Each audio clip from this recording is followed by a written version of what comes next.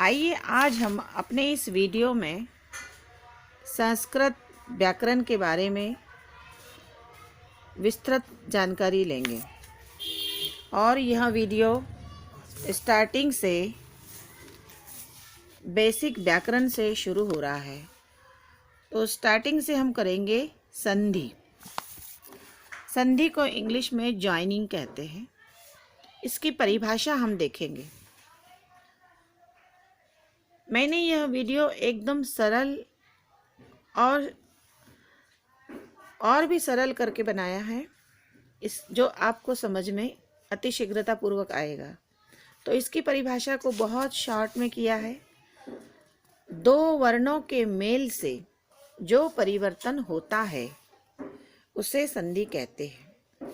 बिल्कुल छोटी सी परिभाषा है और ये यदि याद हो गई तो संस्कृत की शुरुआत प्रारंभ में हम यहाँ से व्याकरण से कर रहे हैं। और भी इसके वीडियो मैंने बनाए हैं जो मैं देती जाऊँगी, आगे आप इसको सीखते जाएंगे। पर एक मेरा वीडियो को सीखने के लिए आप लाइक, शेयर, सब्सक्राइब और कमेंट्स करना न भूलें।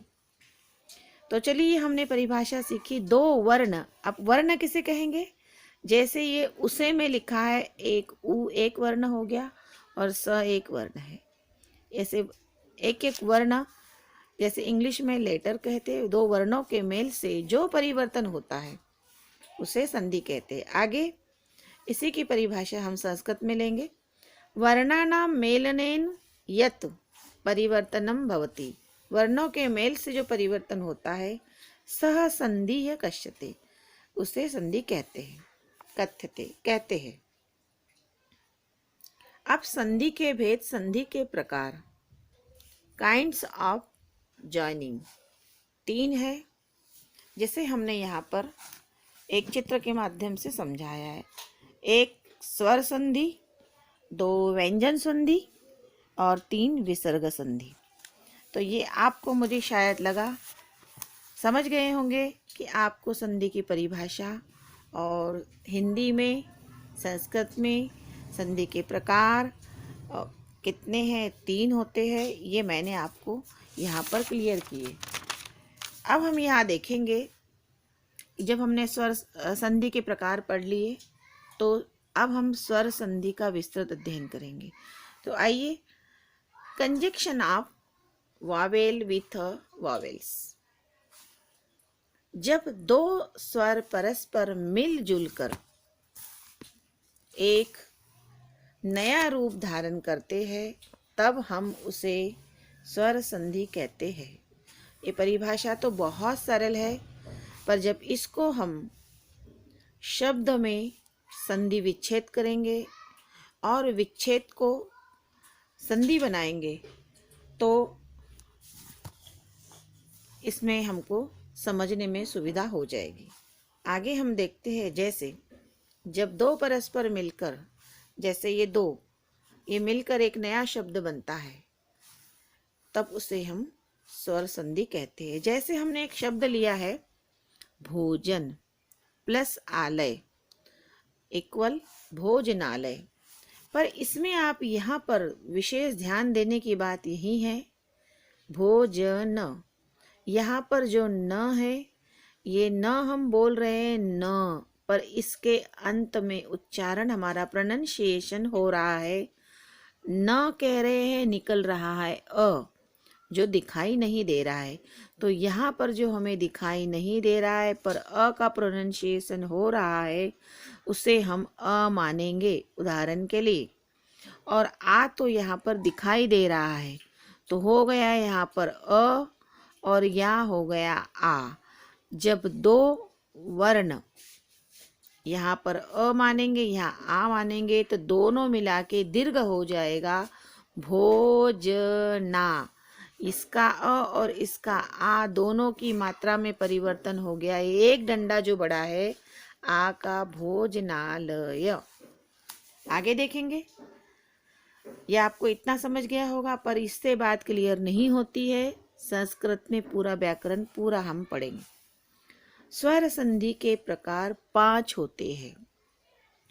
अब स्वर संधि, अब इस स्वर संधि में मैंने इनका एनालिसिस किया है।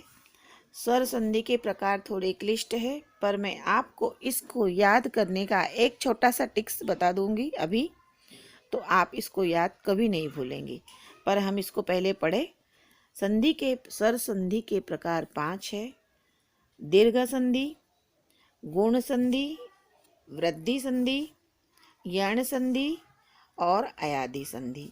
अब आपको इतना बार बार ये याद करने की कोई ज़रूरत नहीं है, आप केवल एक इसका शॉर्ट फॉर्म याद कर लीजिए। दिगुवय अ, दिगुवय अ, दिगुवय दिगुवय दिगुवय अ। बस आपको इतना याद करना है। तो 1 2 3 4 5 आपके प्रकार दिगुवय याद कर लोगे तो इससे आपको पूरा फुल फॉर्म याद हो जाएगा। आज ही के दिन अभी अभी ही आपको ये याद कर लेना है।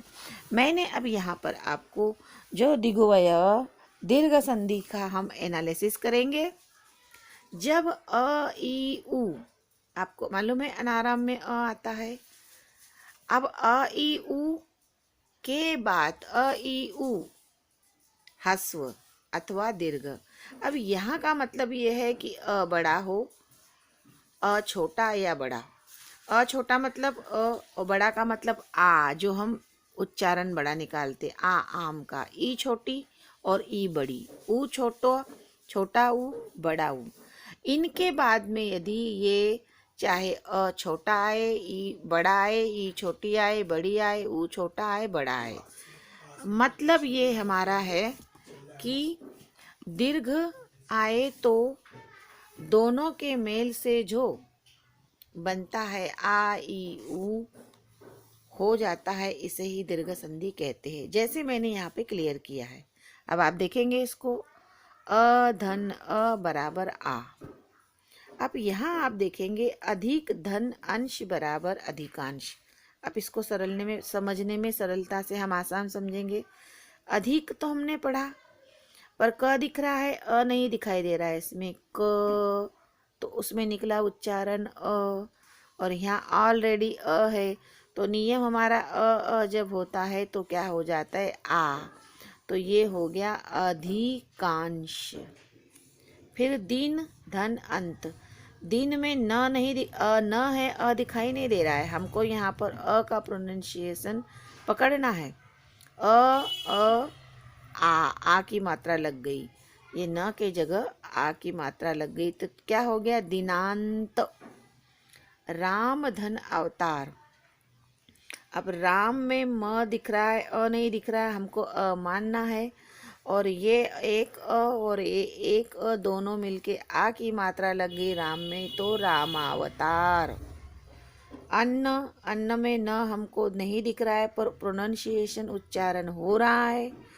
अंत में जो आया है अ और ये अ हो गया आ की मात्रा लग गई, तो हो गया अन्न धन अभाव, तो हो गया अन्नाभाव।